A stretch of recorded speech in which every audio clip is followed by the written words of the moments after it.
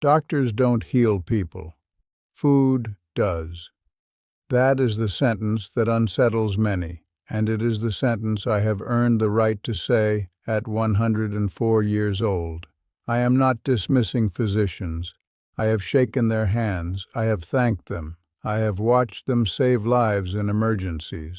But saving a life and healing a body are not the same thing. One stabilizes a crisis, the other restores function from within. That distinction has defined my entire century of living. When people hear this claim, they think it is rebellion. It is not. It is observation. Healing is not a prescription pad. It is not a diagnosis. It is not a surgery. Healing is the quiet rebuilding of tissue, the repairing of cells, the restoration of balance inside the body. And that rebuilding requires raw material. It requires inputs. It requires fuel. Food is that fuel.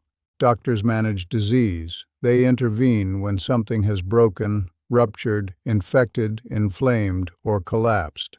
They are necessary in those moments, but they do not knit your skin back together. They do not rebuild your arteries. They do not regenerate your immune cells. Your body does that work, and it does it with what you feed it. For over a century, I have watched friends rely entirely on medicine while neglecting what was on their plates. I have watched them outsource responsibility for healing, and I have watched their bodies decline. Food is not supportive. It is decisive. It supplies the substrates for repair. Without it, there is nothing to rebuild with. That is the main point, and I speak it not as theory, but as a man who has lived long enough to test it. I did not arrive at this conviction in a single dramatic moment. I arrived at it slowly, through observation, through error, through watching what strengthened men and what quietly weakened them over decades. When you live to 104, you see patterns, and patterns do not lie. The title, "Doctors Don't Heal People, Food Does," is deliberately sharp. It follows a simple structure, not X but Y, not doctors but food. It sounds like an attack, but it is actually a clarification, because most people misunderstand what healing truly is. When I was a younger man, I believed what many still believe, that health was something delivered to you. You got sick, you went to the doctor, you received treatment, and you were healed. That was the narrative. Authority in a white coat restores you. But as the decades unfolded, I noticed something unsettling. The men who returned again and again for prescriptions rarely regained vitality. Their symptoms shifted, their medications multiplied, their energy declined, yet the true rebuilding of strength never seemed to occur. It forced me to ask a dangerous question: what actually heals? Healing is not the suppression of a symptom. It is not the reduction of a lab value. It is not the masking of pain. Healing is biological repair. It is the regeneration of tissue. It is the restoration of metabolic balance. It is inflammation resolving because the body has the resources to resolve it. And that process does not originate in a clinic. It originates in cells. Cells require substrates. They require amino acids to rebuild protein structures. They require fatty acids to maintain membranes. They require micronutrients to operate enzymes. They require glucose or ketones to produce energy. Without raw materials, repair cannot occur. The body cannot manufacture something from nothing. Food supplies those raw materials. This is what makes the statement provocative. It replaces the visible authority, the doctor, with an invisible authority, the daily plate. It shifts power from external intervention to internal biology. And that shift unsettles people because it transfers responsibility back to them. Over my lifetime, I have watched two broad categories of men age. The first category believed health was managed by medicine. They ate without much thought. Processed foods grew more common as the decades passed. Refined sugars increased. Industrial oils became standard. Convenience replaced nourishment. When blood pressure rose, a pill followed. When blood sugar climbed, another pill followed. When cholesterol shifted, another pill followed. They trusted intervention over prevention. The second category paid attention to what entered their bodies every single day.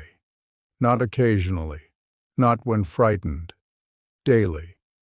They understood something simple. The body rebuilds itself continuously. Skin cells turn over. The gut lining regenerates. Immune cells are produced.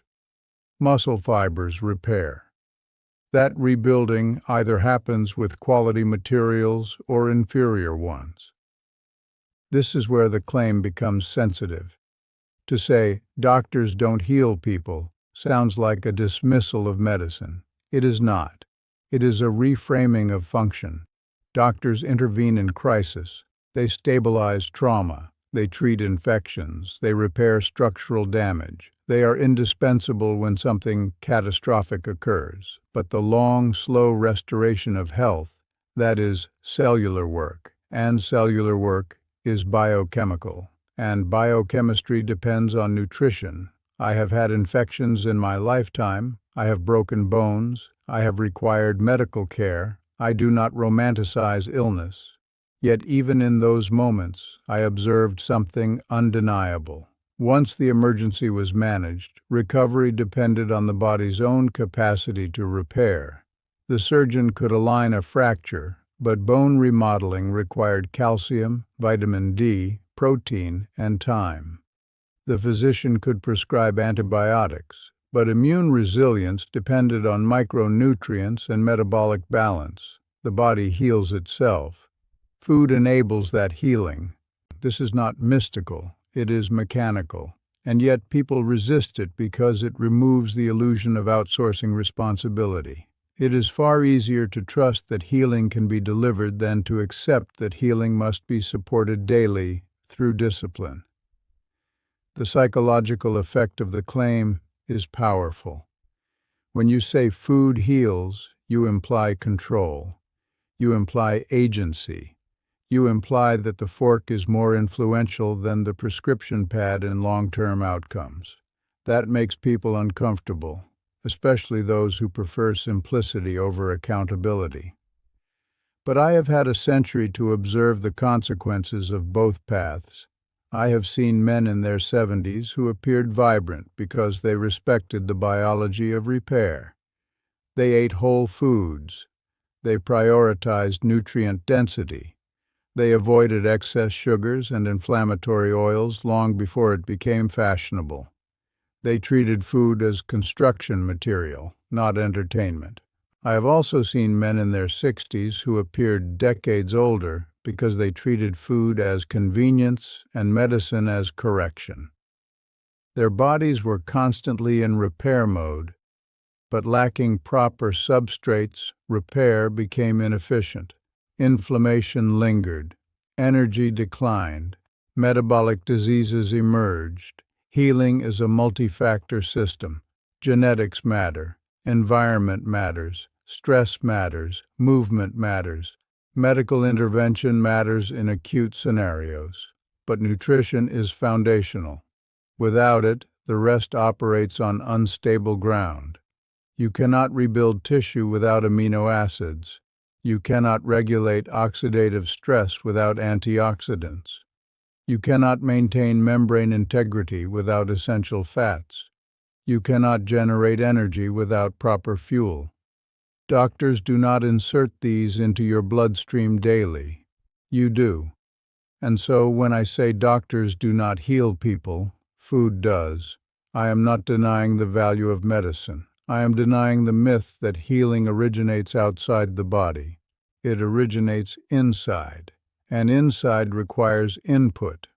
At 104, I am not alive because I avoided doctors. I am alive because I respected biology. I understood early that food was not casual. It was construction material. It was instruction. It was information delivered to trillions of cells every single day. Medicine intervenes, food builds. That is the distinction most people miss. Now let me speak carefully, because when a man reaches my age, he learns the danger of absolute statements. I have lived long enough to see ideologies rise and collapse. So when I say doctors don't heal people, food does, I do not say it with ignorance of complexity. I say it with full awareness of it. The body is not a passive object waiting to be fixed. It is an active system constantly maintaining equilibrium. Every second, cells are repairing DNA damage. Every minute, proteins are being synthesized and degraded. Every hour, immune cells are identifying and neutralizing threats. This continuous maintenance is what we call life. When that maintenance falters, we call it disease. But disease does not appear from nowhere. It often emerges when the body's repair capacity is overwhelmed or undersupplied. For decades, I watched modern medicine become more sophisticated. Diagnostic tools improved, surgical precision advanced, pharmaceuticals multiplied. Yet alongside those advancements, chronic disease rates increased. That contradiction troubled me. If medicine alone healed, we should have seen widespread restoration of vitality. Instead, we saw management. Management is not healing. Management stabilizes metrics. Healing restores resilience.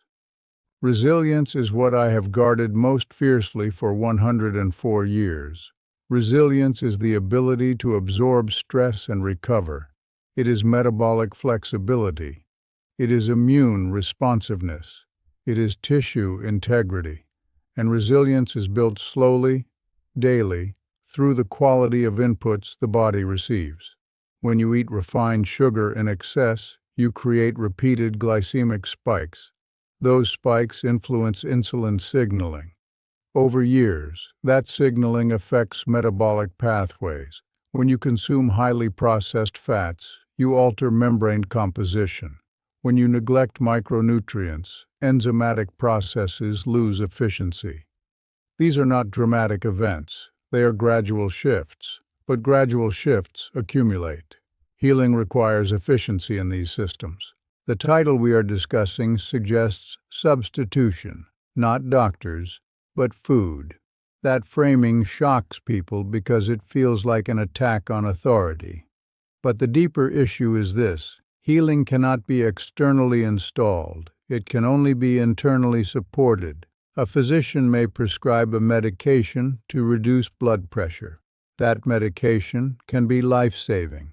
But if vascular inflammation continues because dietary patterns remain unchanged, the underlying terrain does not improve, the number improves. The tissue may not, and tissue integrity is what determines longevity.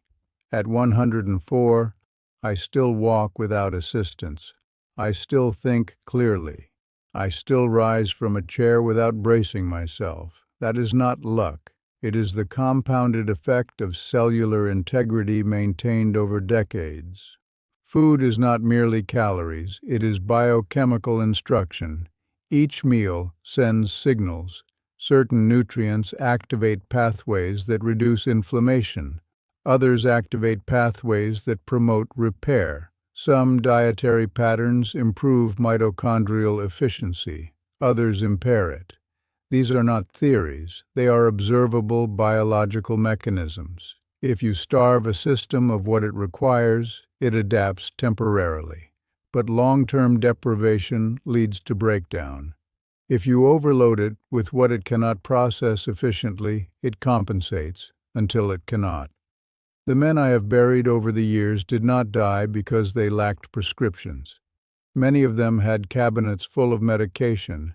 They died because their internal systems gradually lost resilience. Their metabolic systems became rigid. Their inflammatory responses became chronic. Their tissues became fragile. Medicine managed decline. It did not reverse it. Now, I must be precise. There are moments when only a doctor can save a life. Trauma, acute infection, surgical emergencies, structural failures. I would never deny that. But once the immediate danger passes, the responsibility for rebuilding returns to biology, and biology requires nourishment. The psychological effect of saying this is immense. It shifts power back to the individual. It says, you participate in your healing every single day. That is empowering and burdensome. It removes excuses. People prefer simple narratives. They prefer believing that expertise resides exclusively outside themselves. It is comforting. But the truth is more demanding. Healing is participatory. When I was in my 40s, I experienced a period of exhaustion. Nothing dramatic, just persistent fatigue. I visited a physician.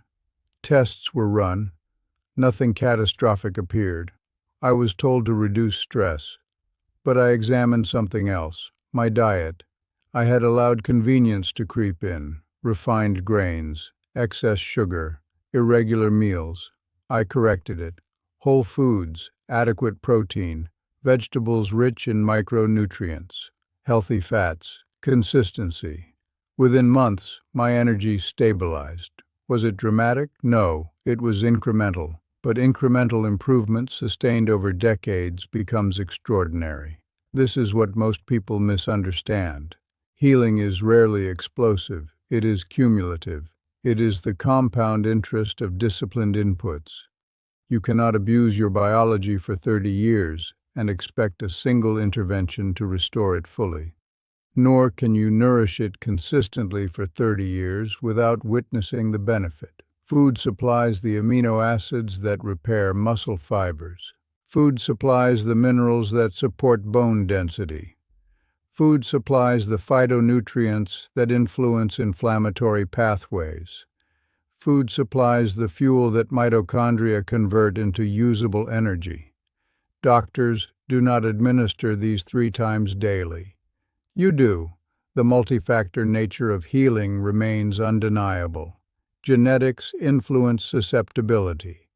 Environment influences exposure. Stress influences hormonal balance. Movement influences metabolic signaling. Medical intervention influences survival during crisis. But nutrition underlies them all because it provides the raw materials.